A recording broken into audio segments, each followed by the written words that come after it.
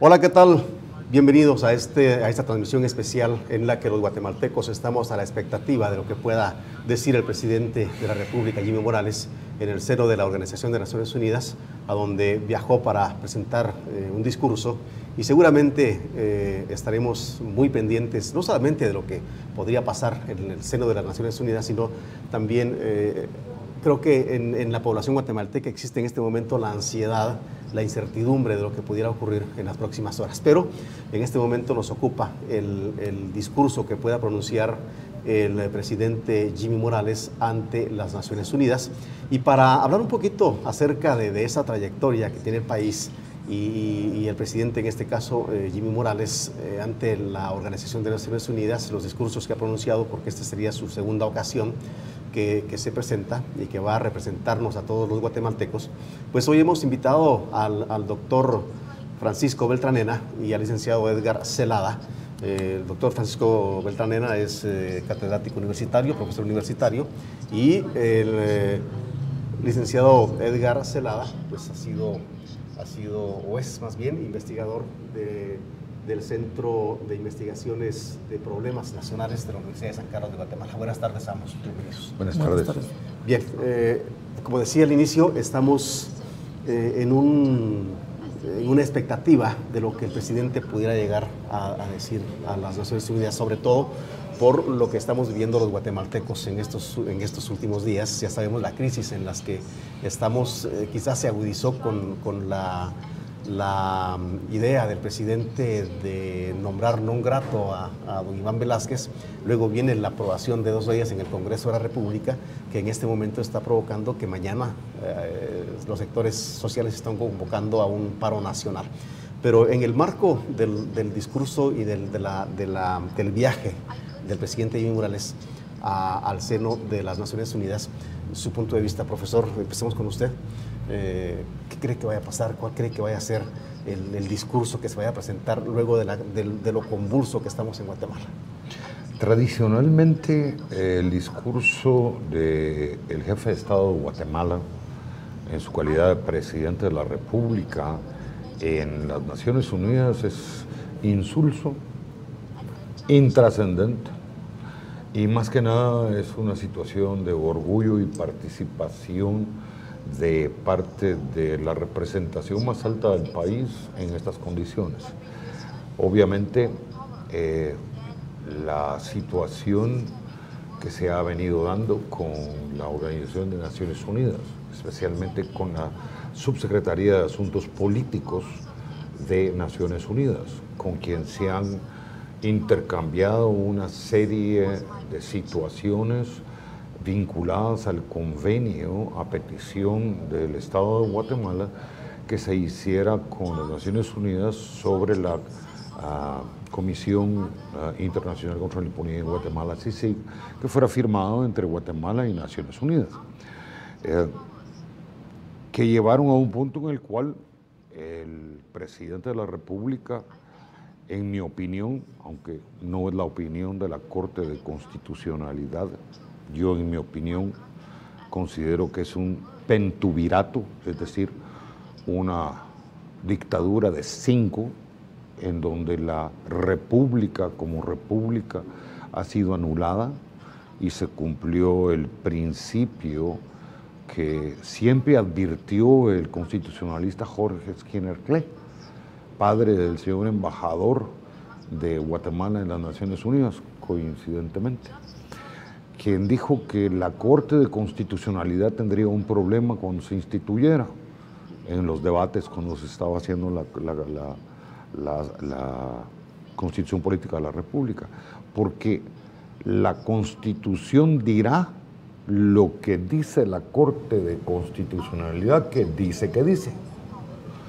El Estado de Guatemala asigna las funciones al presidente de la República en materia de relaciones internacionales.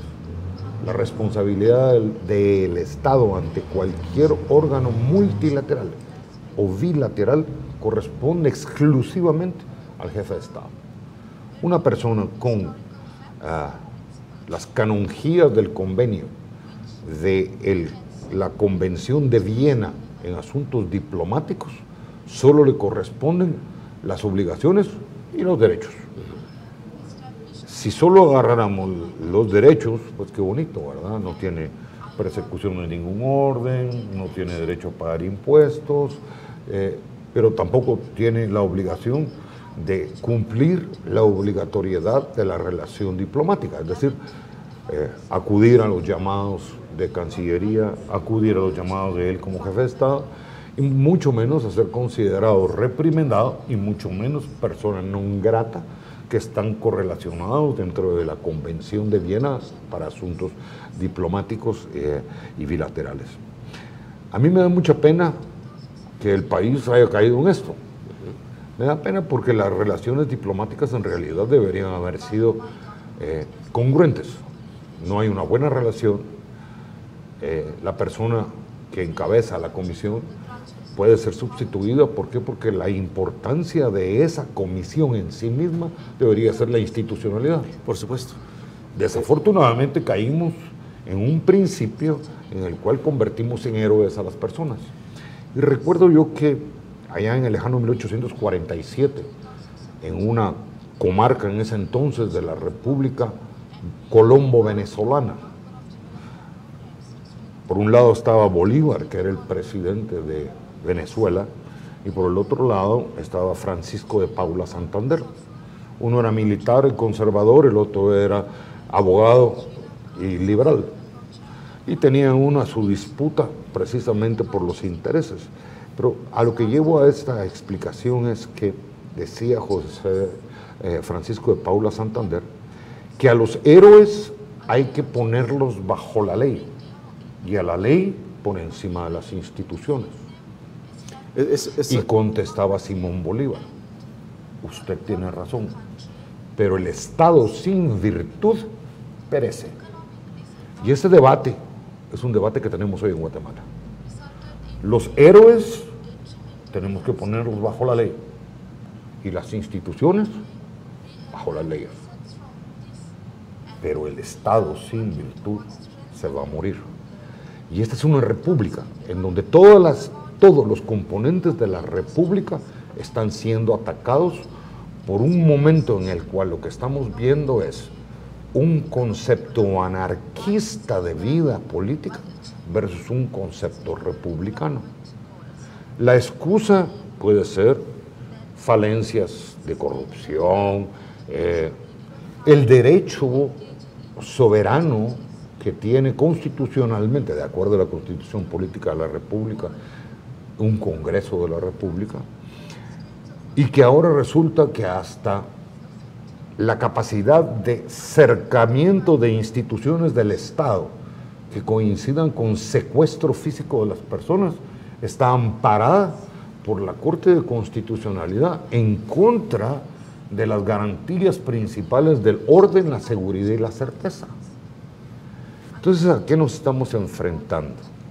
Pues yo diría que al momento de la anarquía. Y el discurso del señor presidente, que puede pasar intrascendente a los temas de la crisis, porque puede pasar intrascendente, a lo mejor nos va a ir a contar que está bien, que Guate lo más que le pasó fue un gran temblorón y no pasamos de eso. O a lo mejor va a decir cosas que a más de algunos no van a agradar. Pero la realidad de la situación, pienso yo, que va a contener algunos elementos que puedan darnos luces sobre la visión de él como jefe de Estado, que por los movimientos organizados llevan a intentar un derrocamiento por las fuerzas sociales, como usted mismo lo anunció, que tienen el derecho de opinar, porque todos los ciudadanos tenemos el derecho de opinar, pero no tenemos el derecho de gobernar. Que eso es algo que tenemos que entender. El derecho de gobernar fue otorgado por los ciudadanos de Guatemala en unas elecciones legales y legítimas que constituyen un periodo constitucional, el cual, salvo las condiciones específicas que la ley marca, deben de cumplirse porque ese es un mandato transitorio. Estamos destruyendo las instituciones. La construcción institucional va a costar 10 veces más que los conflictos previos. Ahora, aquí, doctor, lo voy a interrumpir porque... no me interrumpe, es un gusto, discúlpeme. Hay cosas muy interesantes que usted ha dicho y a mí en este momento me asalta la duda. Entonces, ¿se equivocó el presidente al nombrar non grato al comisionado de la CICIG? ¿Se equivocó la Corte de Constitucionalidad al otorgarle el amparo y dejarlo en definitiva? No hay equivocación, porque dentro de las obligaciones del presidente es dirigir las relaciones internacionales.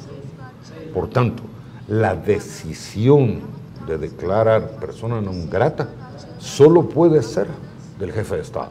¿Y el requisito de... Entonces no hay equivocación si él toma la decisión non grata y puede guardarse las razones en su noble corazón. Y el argumento lo que dijo la Corte de Constitucionalidad es que él no es un agente diplomático, que lo que tiene es todos los derechos, y voy a utilizar la palabra, derechos que le dan todas las impunidades inherentes al cargo que le da la protección de la Convención Internacional de Viena, excepto las obligaciones para cumplir con el país que es recipiendatario de sus funciones. De lo contrario, tenemos el problema, y eso puede venir en el discurso. Eso es lo que vamos a hacer. De lo que se trata es una intervención de las Naciones Unidas por medio del secretario general, lo cual está fuera de la Carta de Naciones Unidas, porque la Carta de Naciones Unidas solo permite la intervención de las Naciones Unidas en el capítulo 6 y en el capítulo 7 de la Carta Fundamental, unas para el mantenimiento de la paz y las otras para la imposición de la paz. Y para esto tiene que haber un voto consensuado de los 5 votos que tienen veto. Si esta acción se hubiese dado con Guatemala, lo que tendríamos en Guatemala es la declaratoria de maletines azules por el Consejo de Seguridad Nacional. ¿Cabría que entonces somos un Estado intervenido? Es que eso es lo que está argumentando el señor presidente en su respuesta de que ha dado, en el sentido de que la resolución de la Corte de Constitucionalidad es que Guatemala es un país intervenido. Y entonces se cumple aquello que decía Skinner Clay. Aunque la Constitución diga que es soberana e independiente, dependemos de la autoridad que diga el señor secretario general de las Naciones Unidas. Doctor, el licenciado Zelaya, desde su perspectiva y desde la postura de la Universidad de San Carlos de Guatemala y el IPNUSAC específicamente, ¿usted cómo ve la situación? Bueno, déjeme decir que es mi postura, ni de la universidad ni del IPNUSAC. Perfecto. Afortunadamente estamos en una universidad donde se respeta la libertad de pensamiento, de manera que yo puedo hablar a título personal. Obviamente recojo las discusiones, las reflexiones que hay en la universidad sobre estos temas, pero básicamente hablaré a título personal como ciudadano, como investigador de los problemas nacionales, y desde esa perspectiva yo quiero plantear las cosas, que no nos vayamos por la formalidad, por lo superficial, sin ver el fondo del problema. Se dice con mucha frecuencia esto que se acaba de mencionar aquí, que somos un país intervenido, sí, en cierto modo sí, a solicitud del Estado guatemalteco. Ese punto no se debe olvidar. El convenio de la creación de la CICIG es un convenio hecho a solicitud del Estado guatemalteco. ¿Por qué? ¿En qué momento? Porque el país todavía ahora estaba agredido, manipulado, controlado por poderes ocultos, clandestinos. Y el mandato de la CICIG en su momento fue precisamente ayudar al Estado guatemalteco a desmantelar esos aparatos clandestinos de seguridad. De seguridad. Exactamente. Y la gran novedad, que es lo que no logra captar la élite política gobernante, la gran novedad es que la CICIG, esta CICIG, bajo la dirección de Iván Velázquez, pudo establecer, y está documentado, cómo aquellos aparatos clandestinos de seguridad evolucionaron hacia grupos políticos, económicos irregulares, con intereses muy claros que penetraron y dominaron el Estado guatemalteco. Y esto es lo que se está desarticulando. De manera que quien dice que la CICIG está incumpliendo su mandato está equivocado. Al contrario, la CICIG está cumpliendo el mandato de desarticular a estos poderes paralelos que son los que nos tienen en esta situación, porque el asunto no es principalmente el presidente. Son esos poderes que están atrás de él, que lograron reposicionarse después de la crisis de 2015 y que, como loteriazo en plena crisis, les cayó este presidente. Pero este presidente, para esos poderes que se están defendiendo con uñas y garras, esos poderes van a considerar fungible, como un fusil fungible, al presidente y lo van a dejar caer. De manera que uno no entiende cómo este presidente se va a Nueva York a decir un discurso como anticipa el doctor Beltranena, un discurso insulso, y el país se está cayendo a pedazos. Esto es parte de la irresponsabilidad, o no sé si va a pasar, pero algunos lo piensan, que no vaya a ser que se fue y allá se va a quedar. Yo me imaginaría que... Hay un elemento por aquí en el que discrepo yo con el licenciado y se fundamenta en un esquema. La Constitución Política de la República de Guatemala, y yo como profesor y mis alumnos lo pueden ratificar, soy el mayor defensor de ella porque me parece que contiene elementos tan trascendentales como son la parte de garantías de la persona individual y de las personas. Cosas que han sido de verdad desagradables hasta para los comisionados de la CICIG. Recuérdate que don Carlos Castrezana decía que era imposible en 6 horas consignar ante un juez a una persona detenida, que pedía el cambio constitucional para que estuvieran más tiempo los detenidos y pudieran ser cuestionados. ¿Te recuerdas? Pues bien, lo que pasa es que nuestra Constitución partió de la experiencia, y la experiencia nos enseña que antes se detenía una persona y algunos aparecían y otros no aparecían. ¿Y qué es lo que nos da una garantía de que se nos presente? Pero de la misma manera se nos da garantías de inocencia. Y dícese de la persona que es inocente hasta que se pruebe lo contrario. Los argumentos que el licenciado ha dado hablan de la acción de la CICIG para abrir y desenmascarar poderes ocultos de ciudadanos que están siendo acusados, pero que no han sido sentenciados en firme, por lo tanto son inocentes hasta que se les pruebe lo contrario de las acciones de una organización que se salió del mandato, que era la persecución de los cuerpos clandestinos de seguridad, para pasar a la utilización del principio de la lucha contra la corrupción y la impunidad. Y el problema central es, o respetamos la Constitución, que es lo que nos hace republicanos, o nos la pasamos por el arco del triunfo, como se dice en buen chapín, y para unas cosas las sacamos y para otras las escondemos.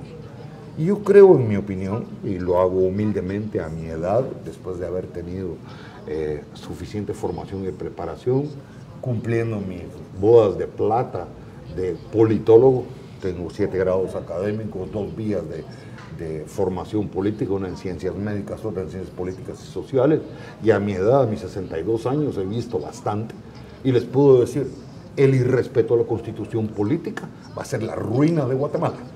Y en la formación de esas ideas, de que podemos mutar lo que nos dé la gana por un poder que no es constitucionalmente dado, es lo que va a terminar acabando este noble país de la esperanza de salir adelante. ¿Se equivoca entonces la Corte de Constitucionalidad? No se equivoca, hace lo que le da la gana. Es decir, lo que en su opinión, como tribunal, dice que dice la Corte de Constitucionalidad. Y entonces yo puedo leer en español cuál es lo que dice la Constitución y ellos interpretan lo que les da la gana. Entonces, si eso es un sistema republicano, señores, yo creo que la definición de Wikipedia, para comenzar, que tiene acceso de todo el mundo, hay que cambiarla. La cambió Guatemala y la cambió la CICIG. No, pero el argumento, doctor, sí, perdón. Sí, perdón. Ahí te metiste, doctor, a un terreno sumamente maleable. ¿Cuál sería? ¿El de los derechos individuales? No. el del cumplimiento de la Constitución, porque también la Constitución garantiza el desarrollo de la persona en todo sentido, pero no hay cumplimiento de esa garantía para la mayoría de la población. Trabajo, salud, educación, seguridad, yo creo que son temas donde no se está cumpliendo la Constitución. No se ha cumplido desde que se promulgó. Pero ojo, una cosa es derecho y otra cosa no dice. Fíjense bien la diferencia entre derecho y obligación, ¿sí? El derecho es aquella oportunidad que yo tengo de recibir, ¿sí? La obligación es aquella que es mandatoria para cumplir. Y la diferencia entre derechos y obligaciones tiene una línea fundamental que diferencia las ideas. Una pertenece al árbol del liberalismo, en donde la persona individual es primigenia, y el otro pertenece al árbol del socialismo, donde la sociedad como masa es primigenia. Desafortunadamente, la Constitución Política de la República de Guatemala, para los de este árbol, que tiene muchas ramas, la última, digamos, que se parece más a la liberal, se llama socialdemócrata, sus raíces son socialistas, es que la Constitución Política de la República es liberal, y es liberal en todos los órdenes. Y desafortunadamente, como no nos gusta esa idea, hemos empujado las interpretaciones antojadizas, sobre todo limitando el poder, fíjense bien, de los diferentes componentes del Estado. Por ejemplo, el judicial ha sido totalmente limitado. ¿Por qué? Porque hay una cosa que está en la Constitución que se llama Corte Suprema de Justicia. ¿Que de Suprema qué tiene? ¿Tú me podrías decir algo que tiene de Suprema? El nombre, ¿verdad? Porque todo lo demás lo resuelve ¿quién? La Corte de Constitucionalidad. Ahora, ante esa situación, doctor licenciado, ¿a dónde vamos? ¿A dónde va el país? Bueno. ¿Cuál podría ser el futuro cercano y el inmediato de Guatemala? Bueno, yo recuerdo que cuando analizábamos la crisis a mediados de 2015, veíamos un escenario en el cual en efecto iba a haber, y como en efecto hubo elecciones generales, se eligió un Congreso, se eligió un presidente, y con eso se pensaba que se iba a resolver. Pero algunos decíamos, y creo que el tiempo nos está dando la razón, que las elecciones generales no iban a resolver la crisis porque no se estaban atacando los problemas de fondo. Y eso es lo que estamos viendo. ¿A dónde vamos?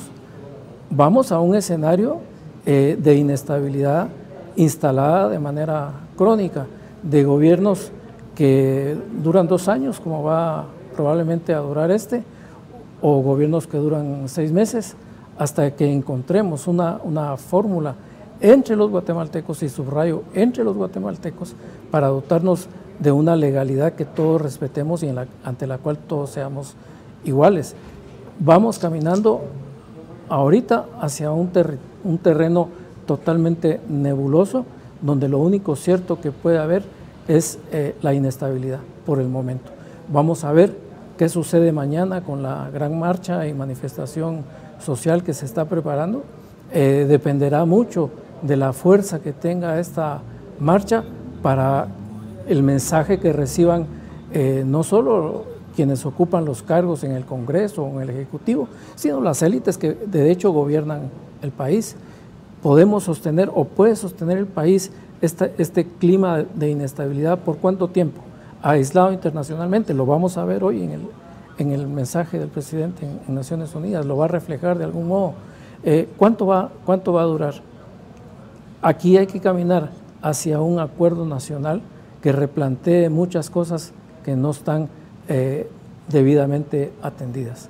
Lo que escuchaba hoy en una reunión de alguien que participa en el movimiento social decía, es que ahora es el momento en que hay que escuchar lo que dice la calle. Doctor, desde su perspectiva, ¿hacia dónde va Guatemala? Esta es una anécdota, y yo la cuento como profesor universitario.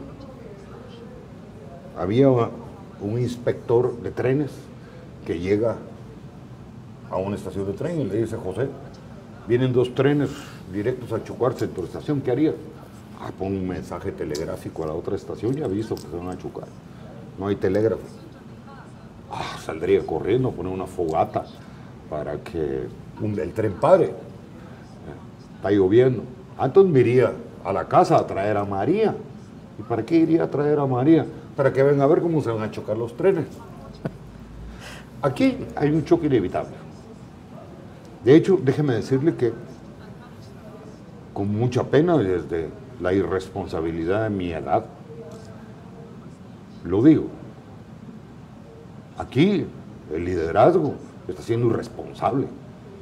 La economía, sus indicadores, y aquí tengo un economista que se ha pronunciado múltiples veces sobre los temas económicos y de crecimiento económico, sabemos que viene una reducción sistemática, que la crisis política lo único que ha hecho es ahuyentar la inversión. El ciudadano que nos escucha y nos mira está limitando su gasto. El ciudadano que es empresario está viendo cómo reduce costos, porque las ventas han disminuido. La perspectiva económica del país es muchísimo peor. ¿Qué es lo que inevitablemente va a suceder? Va a suceder que vamos a arrancar con Jimmy Morales, sin Jimmy Morales, con Somos, con Semilla, con Helen Mack de presidenta, o con Edgar Gutiérrez de presidente, o con quien sea, una crisis económica de orden macroeconómico con impacto microeconómico, en una situación en la cual se ha reevaluado el quetzal, la fuente de divisas que se han enviado de reservas ha disminuido en términos de quetzales, y que la gente va a tener una exposición a una problemática que ahora ya no va a ser si los diputados son 107, va a ser hasta el último funcionario de gobierno que les tiene una crisis económica que de la cual no vamos a tener una solución. Estos hechos ya tienen consecuencias. Desafortunadamente, estamos acostumbrados y entrenados a ver el hoy para ver qué pasa mañana. Si hoy se apaga la luz, mañana se va a prender la luz. Lo que ya hoy ha creado es un estado de situación de miedo, que lo hay, de terror. Explíquenme ustedes cómo es posible que los colegios católicos, yo entiendo que pertenezca a la Confederación Nacional de Confederación de Religiosos de Guatemala, que tomen decisiones políticas de acuerpar un movimiento. Pero, ¿qué derecho tienen los niños de preprimaria, de primaria, de prevocacional y de vocacional, mañana de no recibir una clase, sostenerse en sus casas, decirles que no pueden ir a la escuela? ¿Por qué? Porque tienen temor a que pueda haber bochinchas. Perdonen, pero eso es crear terror. Si la manifestación de la opinión debe ser algo pacífico, podemos manifestarnos como seres humanos. La diferencia entre nuestro pueblo, y esto lo digo yo en mi tesis doctoral, mi tesis doctoral habla de élites y actitudes pretorianas. Aquí en Guatemala es pretoriano hasta los curas. ¿Por qué? Porque luchan al desnudo en la calle, porque no buscan los métodos cívicos, porque los procedimientos republicanos y políticos no los utilizamos. ¿Por qué? Porque si no nos gusta algo hay que votar al régimen. ¿Qué era lo que se hacía antes? Llamaban al cuartel, ya era insoportable la situación, se daba golpe de Estado, se dieron golpes de Estado de izquierda. La revolución del 44 comienza aquí cerquita en la Guardia de Honor. Se dieron golpes de derecha, como otros múltiples que se dieron, y ahora se han dado golpes por cada una de las instituciones, porque pues no nos gusta. Y los ciudadanos, nadie aprende que la única forma de resolver una problemática es por los medios cívicos. La relación cívica, tú lo mencionaste, comienza por diálogo. Pero comienza por diálogo y relación con las personas, pero no comienza por la imposición. No llegamos al punto en el cual la intervención llegue a condenas. Condenas como la que tiene ya la Comisión contra la Tortura de la Corte Suprema de Justicia y el Organismo Judicial sobre el uso y abuso de la prisión preventiva, por ejemplo. Sobre el caso que ya se presentó en la Corte Interamericana de Derechos Humanos, que la misma Corte Interamericana de Derechos Humanos está hablando del uso y abuso de la prisión preventiva. Pero si recordamos qué fue lo que sucedió en regímenes que los lamentamos en la historia, como la época de Cruz-Wehr y de Rosenberg, en el régimen de Arbenz, cuando se desarrolló la capucha de Gamesán, el cable eléctrico eran los mecanismos de disuadir. Cuando en el caso de la liberación se aplicó la ley fuga. Cuando aquí llegamos a la evolución de poder discutir los problemas entre personas, descubrimos que no nos gustan los gobiernos que eligen el pueblo, y entonces las élites, a través de la organización, deciden que hay que derrocar el sistema. A ver, yo quisiera terciar ahí esa palabra tuya. Doctor. Es educar para el diálogo. A ver, doctor, porque es lo más importante. No nos prestemos nosotros en este diálogo a infundir ese terror del cual nos estás advirtiendo. La manifestación de mañana es una manifestación... Es lo que la gente ya piensa. No, la manifestación de mañana es totalmente pacífica, hay comités de orden, todo está organizado para que se desarrolle con... ¿Qué comité de orden coordina? Ahora, el tema es que voy a mediar, porque creo que es importante, para no salirnos un poquito del tema y la discusión sea más amena. Mientras habla Jimmy. Sí, mientras habla Jimmy. La primera ministra en poco tiempo. De Estonia. No sé, me indican si vamos a una pausa igualmente, a corte comercial. Me indican por ahí, por favor. Pero yo creo que la manifestación de mañana responde también a parámetros culturales.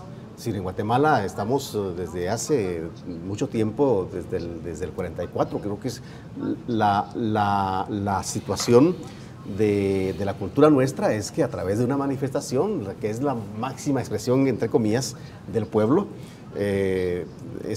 cómo hacerse oír a través de una manifestación. Cómo hacerse oír, antes era a través de pintas, antes era a través de situaciones que pues no eran muy agradables, por cierto. Ahora, si bien es cierto, las manifestaciones son, entre comillas, pacíficas, también provocan que algunas personas, el terror del que usted hablaba, que uno no quiere salir porque, bueno, mañana muchos posiblemente no salgan a trabajar. Yo en mi clínica me cancelaron mis pacientes, muchos no van a... Yo te lo puedo decir, yo no estoy hablando de terror. Yo no voy a tener mis ingresos que necesito porque un derecho de manifestación. El punto, exacto, es el derecho y la Constitución lo garantiza.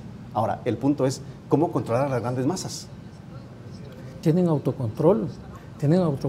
Hasta Codeca, a quien se sataniza de manera irresponsable, tiene forma de controlarse.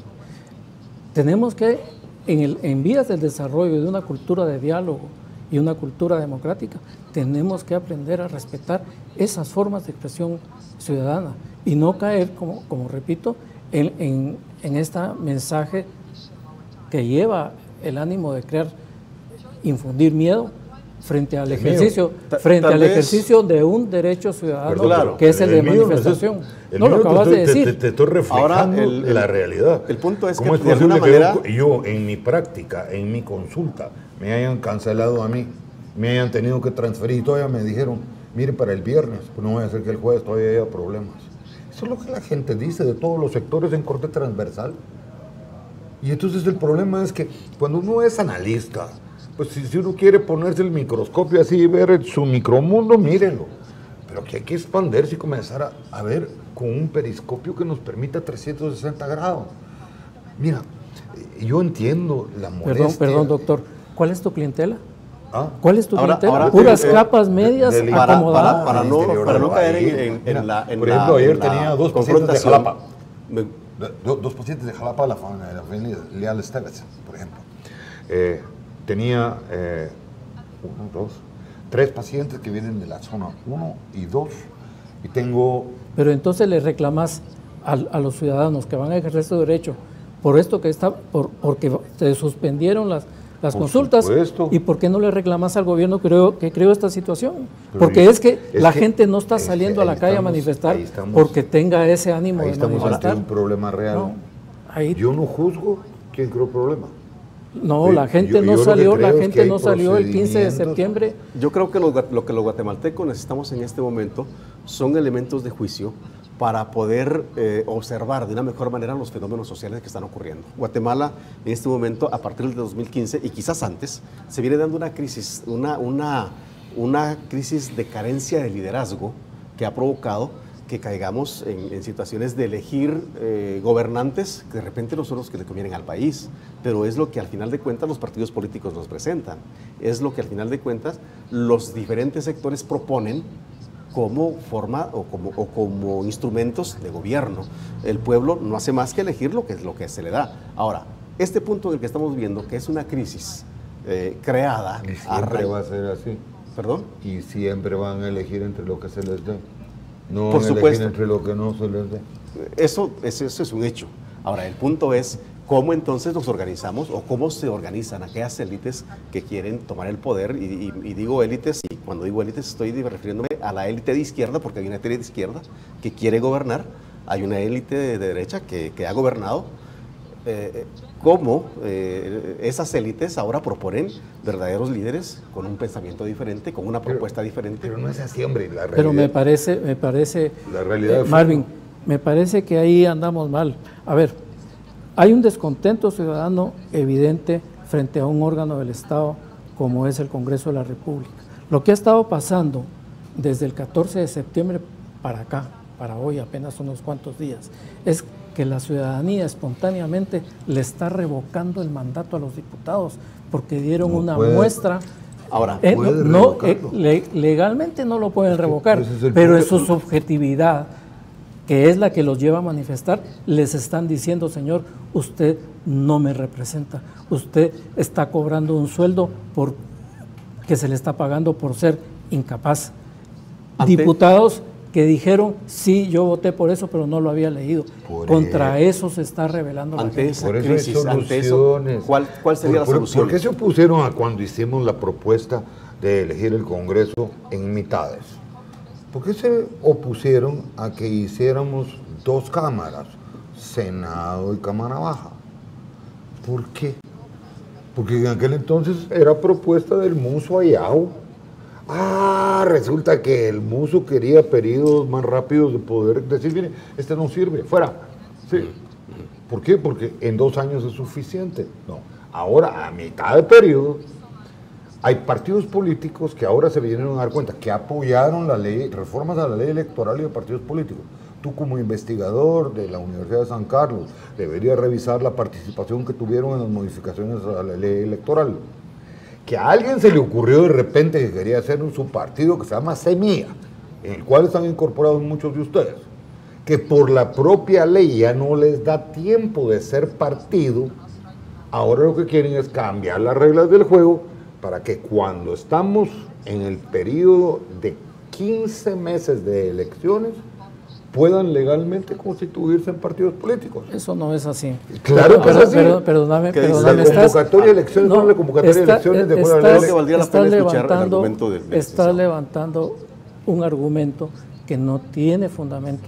Te lo puedo Atrás de este en la ley electoral y de partidos políticos. Espérame. Atrás de este movimiento ciudadano no está Semilla. A Semilla lo vienen satanizando sectores interesados y hay una visión conspirativista de la política nacional. A la ley electoral y de partidos políticos, ¿sí o no? Este es el punto 2. ¿Y por qué es? Porque estamos a 15 meses de convocatoria. Bueno, pero volvamos al tema del Congreso. Solo para que tú lo sepas y lo sepa el público. Ajá. De acuerdo a la ley, la convocatoria es la primera semana del año electoral. Y para que lo sepan las personas, las elecciones son en la tercera semana del mes de junio, la primera vuelta, y las elecciones a corporaciones. Y porque así se decidió con el apoyo de toda la sociedad que se le consultó, porque allá estuvieron en el Salón de los Pasos Perdidos todos los analistas, ¿sí? Estuvieron de acuerdo con esa reforma. ¿Ahora qué sucedió? Pues no da tiempo. Entonces, si no da tiempo, ¿qué hacemos?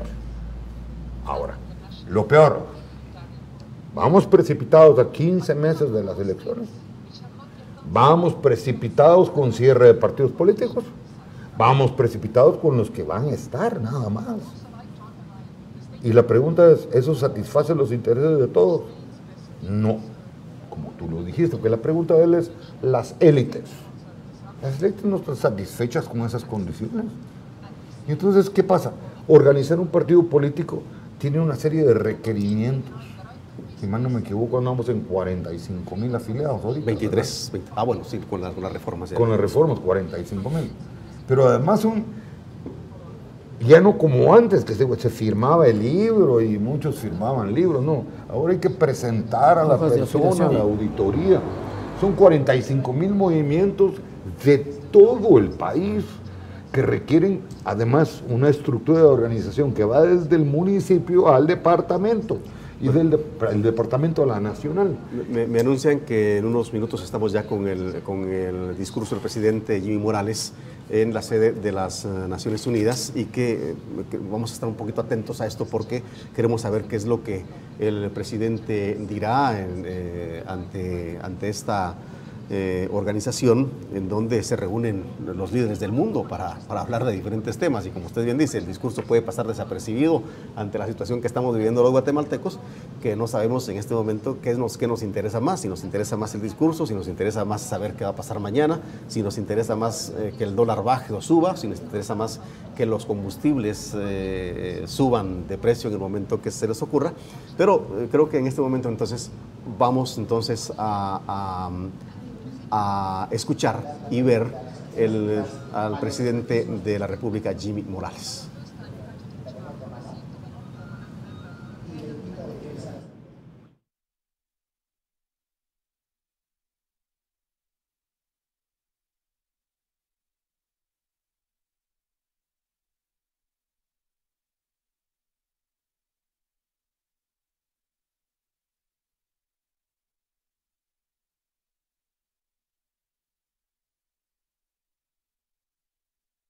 Mis primeras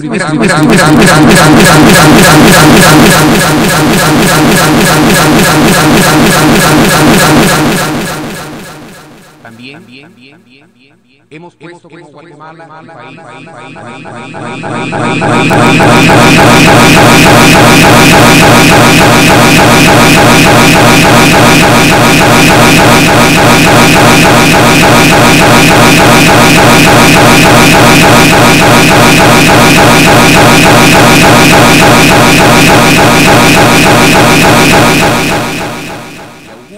señor Miroslav Lajčák el mayor de los éxitos como presidente de la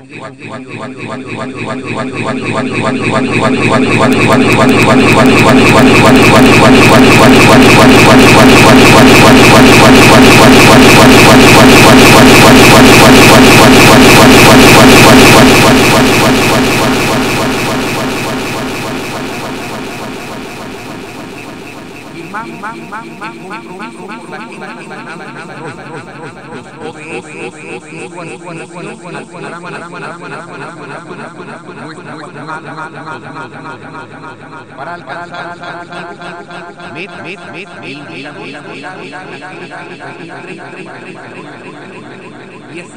y así el bienestar asimismo mi país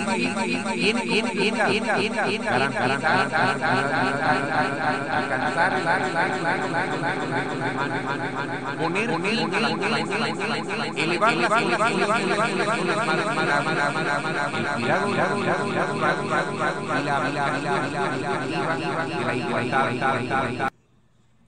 quiero manifestar que Guatemala se someterá en noviembre próximo, con todo su compromiso, a su tercer examen periódico universal ante el Consejo de Derechos Humanos y al examen sobre el cumplimiento de la Convención sobre la eliminación de todas las formas de discriminación contra la mujer. También, en un acto histórico para los pueblos indígenas, se elaboró de manera consensuada, en un diálogo participativo e incluyente, la guía operativa para la implementación de la consulta a los pueblos indígenas en consonancia con el convenio 169 de la Organización Internacional del Trabajo, OIT. Esta guía permitirá orientar la institucionalidad pública a cumplir con sus obligaciones en consulta a los pueblos indígenas sobre el tipo de desarrollo que quieren alcanzar. Siempre en el tema de derechos humanos, quiero recordar que Guatemala, tras 36 años de conflicto armado interno, firmó la paz y quiso darse una tarea más ardua: construirla. Este conflicto, condicionado por la polarización ideológica internacional, producto de doctrinas políticas ajenas a nosotros, dejó graves secuelas que debilitaron las instituciones del Estado, impidiéndoles prestar los servicios requeridos por la población.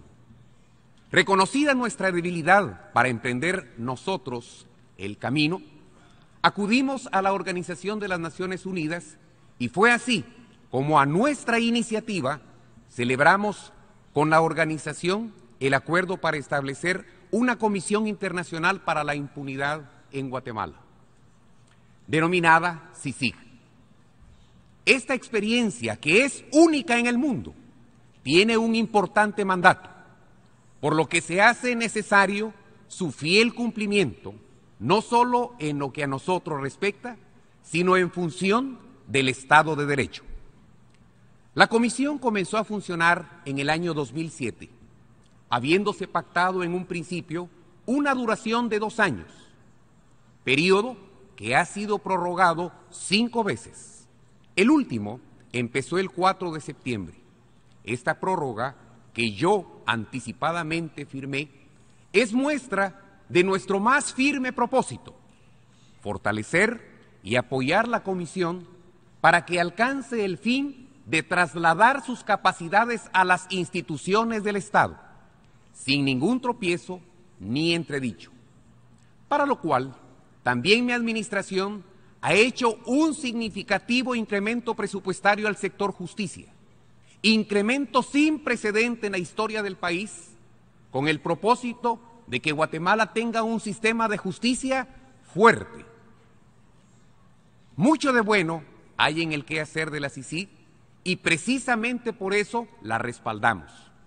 Su límite es la Constitución Política de la República de Guatemala, las leyes de nuestro país y el acuerdo mismo de fundación y formación de la CICIG, de los cuales nosotros, Guatemala y la Secretaría General de Naciones Unidas debemos ser garantes de su observancia. Es un principio de la República que nadie debe entrometerse en la administración de la justicia, sea cual sea la forma de injerencia que se haga, directa o indirecta, mediática o a través de cualquier acto que pareciere inconexo, puede darse como una afectación a la soberanía y todo ello afecta el accionar del país. Nuestro gobierno está comprometido plenamente en la lucha contra la corrupción y la impunidad. Es por ello que hemos iniciado el proceso de revisión de la interpretación y correcta aplicación del acuerdo de CICIG, por lo que esperamos que con objetividad y ecuanimidad podamos perfeccionar, afinar y correctamente aplicar el cometido de la comisión, garantizando el debido proceso y la presunción de inocencia, y evitar a toda costa la persecución selectiva, la politización de la justicia y la judicialización de la política. Esperamos iniciar pronto las acciones pertinentes por ambos interesados. Señor presidente, en muchos temas que debemos abordar, también está el tema ambiental. Guatemala firmó y ratificó el 25 de enero del presente año el Acuerdo de París sobre Cambio Climático, lo cual es una clara manifestación del nivel de compromiso de mi país para cumplir con nuestras obligaciones a nivel internacional y nacional en la materia. Aprovecho para agradecer al presidente Emmanuel Macron por su iniciativa del Pacto Global para el Medio Ambiente, que también apoyamos. Conscientes de la alta vulnerabilidad y riesgos provocados por la naturaleza, Guatemala ya cuenta con un plan de acción nacional sobre el cambio climático, para que la legislación del país en la materia sea cumplida, para realizar las acciones de mitigación, adaptación y resiliencia al cambio climático. En cuanto a la atención de la seguridad alimentaria y nutricional, con el apoyo del Programa Mundial de Alimentos de las Naciones Unidas, se elaboró el informe final de la revisión estratégica de la situación de seguridad alimentaria y nutricional en Guatemala, con énfasis en la desnutrición crónica. Con esa herramienta se está trabajando arduamente en la Estrategia Nacional para la Prevención de la Desnutrición Crónica 2016-2020, que se relaciona con los Objetivos de Desarrollo Sostenible. Frente a la amenaza del crimen organizado transnacional, el tráfico de drogas y el terrorismo, el fortalecimiento de las instituciones de seguridad y justicia han sido una prioridad para mi gobierno. Con ese objetivo es que hemos trabajado muy de la mano con nuestros socios internacionales para poder acabar con el crimen, la corrupción y el tráfico de drogas de una vez por todas. En junio de 2017, en Miami, se celebró la conferencia sobre prosperidad y seguridad en América Central, en el que se reconoció a Guatemala por su firme compromiso con la Alianza por la Prosperidad, su continuo apoyo en la lucha contra el tráfico de drogas y su trabajo firme para avanzar en las metas compartidas de fomentar la seguridad en la región.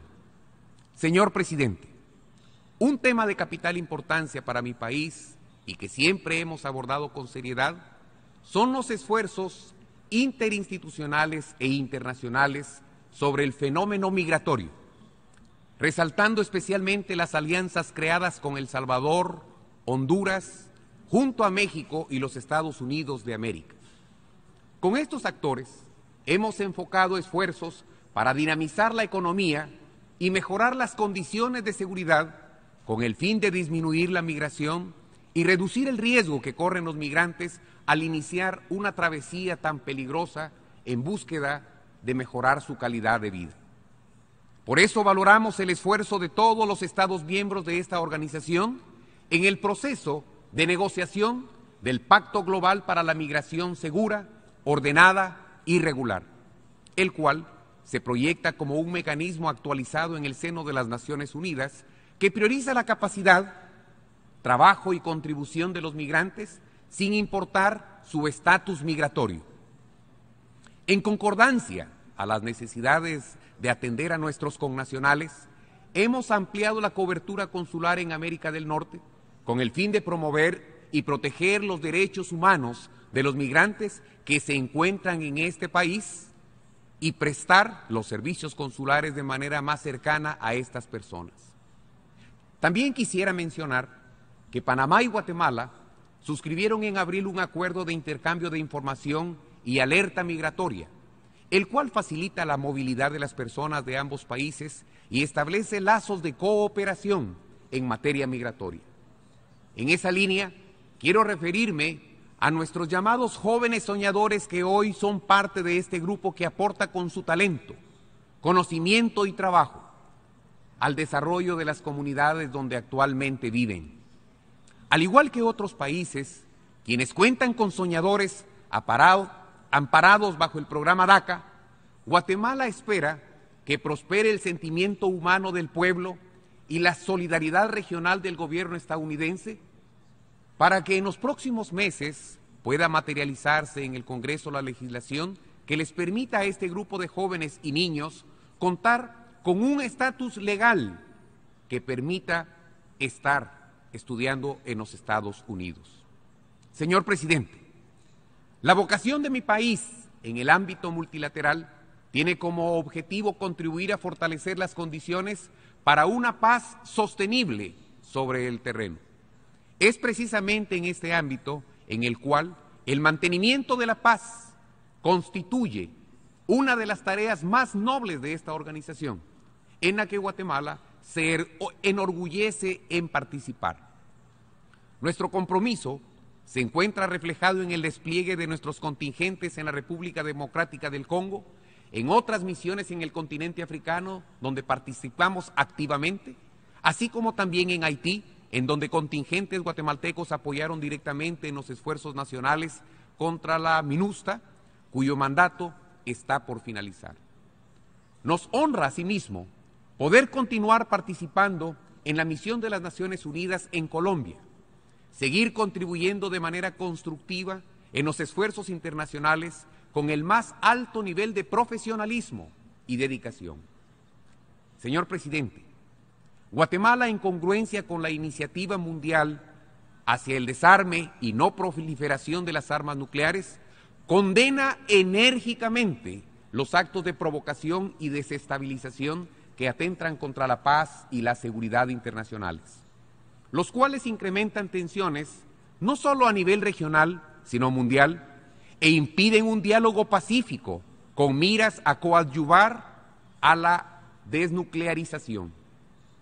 Repetidamente hemos condenado de manera enérgica los ensayos nucleares que ha realizado Corea del Norte, ya que constituyen un flagrante hecho de violación al derecho internacional y de las múltiples resoluciones del Consejo de Seguridad de las Naciones Unidas, así como al Tratado de No Proliferación de Armas Nucleares.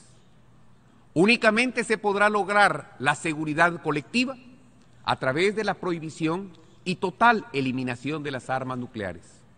Por ello, Guatemala mañana firmará el Tratado sobre la Prohibición de las Armas Nucleares, constituyendo así un paso importante para alcanzar un mundo libre de armas nucleares. Señor presidente, a mi país le preocupa la grave situación por la que atraviesa el pueblo venezolano, la crisis política que aqueja a ese hermoso y hermano país, que deriva hacia la posibilidad de la ruptura del orden democrático, a la falta de garantías constitucionales, a la violación de los derechos humanos y a los continuos actos de violencia y persecución y represión política. Grave preocupación que compartimos con otros países de la región y por eso procuramos explorar formas de contribuir a la restauración de la democracia en ese país a través de una salida pacífica y negociada. Señor presidente, ante esta honorable asamblea, quiero reafirmar el compromiso de mi país por resolver de manera permanente y definitiva en la Corte Internacional de Justicia el diferendo territorial, insular y marítimo que mantenemos con Belice, país con el que aspiramos tener una relación privilegiada y un diálogo permanente para la solución de nuestros problemas comunes. Finalmente, aprovecho para enviar un mensaje de unidad a mi país. Estamos viviendo un momento de polarización que no conviene, ni nos llevará a ningún lugar seguro. He visto con buenos ojos el llamado al diálogo por algunas partes y hoy, como representante de la unidad nacional, democráticamente electo, hago un llamado a todos los sectores para que podamos tener un diálogo no coyuntural, sino de temas verdaderamente estructurales, en donde busquemos solución a la problemática, pero que todos participemos y apoyemos como nación.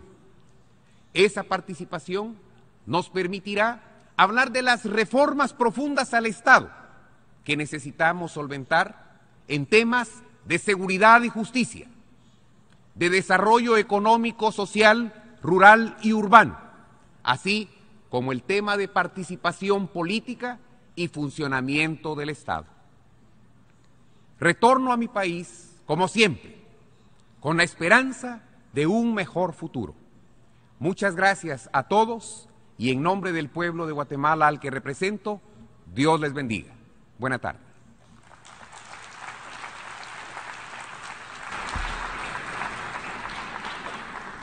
On behalf of the... En nombre de la Asamblea General quiero dar las gracias al...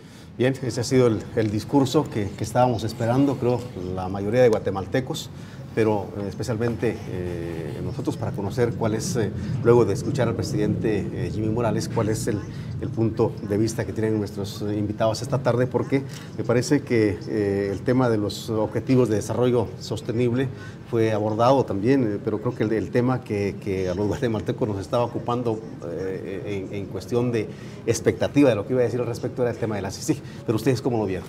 Empezamos con el licenciado Celada. Bueno, yo veo dos o tres cosas. Primero, en el tema nacional, el presidente Morales dijo, sin decirlo, que está empezando por la parte de atrás, donde debió haber empezado antes de provocar la crisis.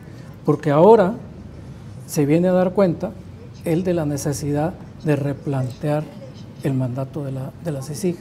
Pero esto lo hizo ya hasta el final, cuando tiene a media población, por decir un número, en contra por esta crisis. Si él hubiese planteado en estos términos democráticos, civilizados, dialogales, etcétera, la cuestión de CICIG hace un mes, el 22 de agosto, en lugar de tomar la iniciativa de irse calladita la boca a presentar las quejas a Naciones Unidas y después declarar non grato al comisionado, otra situación estaríamos.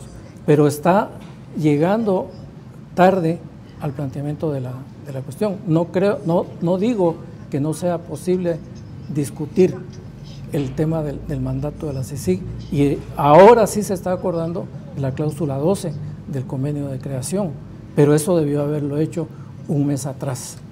Ese es el primer punto. Y segundo punto, hay un mensaje al gobierno de Estados Unidos donde le dice, miren, en todos los temas de la agenda suya estamos de acuerdo. Migrantes, Venezuela, Corea del Norte, en todo estamos de acuerdo. Mire, ¿cómo es posible que estamos en desacuerdo? Solo en un punto no estamos de acuerdo, en el tema CICIG. Eso es el mensaje implícito del presidente. Y el llamado al diálogo, bueno, me suena un poco al llamado al diálogo que en su momento, o a la reforma constitucional que en su momento quiso hacer Otto Pérez Molina, cabal a la mitad de su mandato, cuando ya las cosas estaban saliendo del control. La pregunta es si este llamado al diálogo para atender temas estructurales, como dijo el presidente, va a tener suficiente credibilidad y respuesta. Si el presidente hubiese hecho el llamado a discutir estos problemas de fondo al principio de su mandato, probablemente hubiera tenido una respuesta que no sé cuál va a ser el que le va a dar la ciudadanía, pero me temo que es de no credibilidad. Ese es mi análisis inicial. Uno puede entrar a los detalles, pero este es el gran diseño. El gran marco. Doctor. Yo estoy completamente de acuerdo contigo en términos de un discurso muy bien estructurado. ¿Estás de acuerdo? Sí. Es muy bien estructurado. Creo que consolidarse con las pérdidas de los huracanes, habló del terremoto de México. Que es parte de la corrección política y diplomática. Es algo importante, digamos, muy bien. Luego habló del tema de los objetivos del desarrollo, habló de lo de la consulta del 169, habló que la paz ha dejado secuelas que requerían, entre ellas, la solicitud de la CICIG. Así es como está. Explicó lo único que es en el mundo este modelo, que se ha sido 5 veces renovado, que se ha buscado la forma de fortalecerlo, incluyendo la forma de la transferencia de formación de capacidades y el incremento que se le ha dado financieramente al sistema de justicia durante su administración. Creo que vamos bien. Pero tiene un límite, dijo, y estas son las palabras que tú no mencionaste. La Constitución Política de la República, y el acuerdo de las leyes y el convenio. Y hemos pedido el cambio, el reajuste de estas circunstancias, del convenio, del diálogo que se ha dado. Yo lo mencioné al principio de nuestra transmisión, cuando hablé de la relación que había tenido el Estado de Guatemala con el subsecretario de Asuntos Políticos. Esta relación ha sido franca, ha sido abierta y ha sido direccionada. El problema es que en materia de asuntos y relaciones internacionales, el Estado de Guatemala tiene el derecho de la secretividad. Que no nos guste, lástima, pero el país debería tener más capacidad de tener secreto. ¿Por qué? Porque hay funciones correctas, bien hechas, que no deben tener filtraciones. Sorprendido estoy de la habilidad que tuvieron de que este discurso no hubiera estado antes en los medios de comunicación como medidas de garantía de que el ciudadano presidente, en su calidad de jefe de Estado, no fuera a ser infiltrado por todo el sistema que está en el entorno. Es importante. Y habló que el límite en la Constitución Política, las leyes y el convenio porque Guatemala garantizará su soberanía. Esa palabra es muy importante, porque eso está amarrado al tema de Belice y luego a la agenda. Yo agrego 2 elementos. Antes de comenzar la transmisión les comenté que el señor presidente se había entrevistado con el subsecretario de Estado para Asuntos Políticos del Departamento de Estado, el señor Thomas Shannon. Estoy seguro que trataron estos temas. Estoy seguro que Estados Unidos no quiere tener un país como Guatemala en una crisis que es originada por una acción de orden foráneo y de intervención, como tú habías saltado antes de que pasáramos a la transmisión, y que indistintamente que lo hayamos pedido hay un límite. Creo que el llamado a la unidad va más allá, porque dijo algunos sectores. Esos sectores no son todos. Desafortunadamente está en lo correcto. Estamos en condiciones de polarización. Yo lo interpreté como académico entre republicanismo y anarquismo. Quienes defenderán el republicanismo defenderán la constitución política de la república, las leyes y el ordenamiento de ellas. Quienes no, tratarán de ver los medios como rompemos los esquemas cuando se tengan que dar. Recuerdo que las reformas a la Constitución que mencionó el licenciado Edgar Celada, creo que por un error eminentemente de memoria, en el gobierno del presidente Pérez Molina, no fueron a la mitad de su periodo, sino se dieron la propuesta en el trimestre del segundo año de gobierno y se discutieron con varios sectores en el último trimestre del primer año de gobierno. Esas reformas que se plantearon, sería interesante que, porque IPUSNAC, que es el Instituto de Investigación en el que tú trabajas, hizo un perfecto estudio de las reformas en aquel momento, que se comparen con lo que se pide ahora. Y veremos cómo la coyuntura está gobernando las mentes de los élites que tú decías. ¿Por qué? Porque el tiempo ha pasado, porque no nos damos cuenta de que la crisis la hemos dejado que sobrevenga. Y finalmente, pero no menos importante, me atrevo a decir que el presidente mencionó elementos vitales en cuanto a intereses de todos. Pero, hay algo que él no puede decir. Miren, las condiciones de crisis que puede haber tenido el gobierno anterior o los gobiernos anteriores reflejaban un proceso económico extraordinariamente satisfactorio, viniendo de un crecimiento del Producto Interno Bruto del 4.1%, descendiendo del 3.1%, y este año difícilmente llegamos a 2.7%, así los muchachos de cuentas nacionales del Banco de Guatemala logren ponerle el disfraz que quieran. Pero la realidad es que el siguiente paso va a ser un 2.5% y la crisis va a ser peor. No es una crisis coyuntural que está con las mismas condiciones de las que se dieron anteriormente. Y creo que debemos ser prudentes, y amo la prudencia. Creo que el presidente fue sano, me acojo a su solicitud de ser prudente. Me acojo también al derecho soberano del ejercicio de la Constitución Política de la República, de sus derechos, pero también me acojo al derecho soberano de las obligaciones. Y creo que como ciudadanos estamos llamados todos a buscar las condiciones de vida en paz. Ahora, el discurso, ¿cómo es considerado conciliador? Bueno, mañana se prevé una situación bastante difícil, el paro nacional, que seguramente va a tener repercusiones económicas, eso sin duda, pero a su retorno el presidente, ¿qué podría encontrar? Un país una sociedad más tolerante, o debería de ser así, luego de este discurso que a mi juicio me pareció bastante estructurado, como dice el doctor, y me pareciera que en algún momento, sin que lo haya dicho él, pero usted lo dijo, la ley es la ley y debe prevalecer ante cualquier situación. Usted decía, no hay que hacer de los héroes... hacer de los héroes bajo la ley. Los héroes bajo la ley. Y a las instituciones bajo la ley. Encima de todo, por sobre todo, la ley. Pero si el Estado no tiene virtud, perece. Eso creo que es una sentencia que debemos tomar en cuenta y que yo creo que los guatemaltecos debemos empezar a vivir de una manera diferente.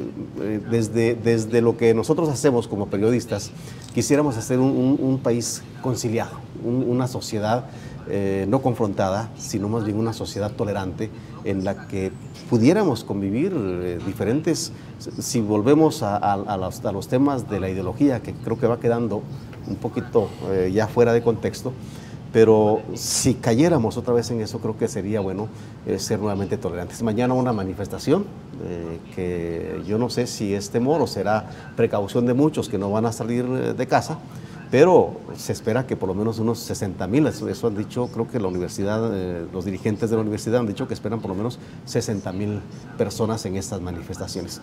¿Cuál es la recomendación, doctor, de forma breve, que usted le haría a los guatemaltecos para mañana? Dejar que cada uno use el derecho constitucional que tiene como ciudadano de manifestarse, y a los manifestantes dejar que los ciudadanos que no quieren manifestarse ese derecho. La descalificación de quien manifiesta está contra la corrupción y quien no manifiesta está por la corrupción es uno de los elementos que hacen violenta la manifestación, porque el derecho a la libre emisión del pensamiento, del derecho a manifestación, hace que yo respete lo que otros piensan, como otros deben respetar lo que yo pienso, tanto en cuanto yo no viole la ley en contra de otro, ni otros violen la ley en contra de mí. Y en este sentido, ojalá la paz, la civilidad y la actuación cuerda encuentren soluciones a los grandes problemas que algunos expresan, que para mí no es problema 107 diputados, con toda sinceridad. De los 107 que vienen atrás son peores. Y de los 107 son 3.500 alternativas probables atrás, que fueron todos los que estuvieron inscritos en la lista, que tienen derecho a sucesión. Licenciado Zelada. Bueno, yo creo que el presidente Morales tiene razón en una cosa, hay polarización. Eso todo el mundo lo sabe. Ahora, la polarización entre quiénes y quiénes es. Es una polarización entre quienes estamos hartos de la corrupción y el uso del Estado para beneficio particular y los que defienden ese estado de cosas. Y lo que hemos estado viendo a lo largo de todo este gobierno es cabalmente un proceso de reversión de los avances que se habían tenido en la sociedad guatemalteca en la lucha contra la corrupción. El asunto en torno a la CICIG sale hasta ahora porque hasta ahora le tocó al presidente directamente. Primero con el caso de su hijo y de su hermano, y ahora con la acusación o la duda razonable de que él incumplió la ley en materia de financiación electoral. Antes él se llenó la boca, para decirlo en buen guatemalteco, diciendo que respaldaba 100% a la CICIG. Es más, le pidió a la CICIG que lo investigara. Ahí está, cuando la CICIG investigó algo que lo afecta directamente, entonces sí, hay que revisar el mandato de la CICIG. Perdóneme, esa hipocresía no se la puede tragar la sociedad guatemalteca. Y sí, estamos polarizados entre quienes estamos hartos de la corrupción y del uso de los recursos del Estado en beneficio particular y por intereses personales, y quienes están defendiendo esa práctica de lo que el mismo presidente llamó la vieja política. Bien, yo les agradezco el tiempo que nos han brindado. Yo solo agregaría un corolario. Sí, por favor. El Estado, en general, somos todos. El gobierno no somos todos. La Universidad de San Carlos es parte del Estado. Y ojalá que quienes dicen estar hartos del uso personal de los fondos del Estado no tengan algún día la evaluación microscópica de lo que significa la utilización de seguro yo la paso, absolutamente. Yo paso esa evaluación microscópica. Y eso no personalizo, yo sí, jamás bueno, personalizo. pero lo estás haciendo. Mi respeto, no lo estoy diciendo por ti, pero me tengo constancia y evidencia de que si en este momento se aplicasen las mismas normas de auditoría a la función y servicio, como la del ICS, como la del INDE, como la de otros modelos, tendríamos problemas. Y es por eso que creo yo que sí hay que resolver problemas. Son problemas, pero no podemos decir, yo tiro la primera piedra porque yo no tengo nada que ver. Todo el sistema fue malo. ¿Por qué fue malo? Porque había una forma de reinado.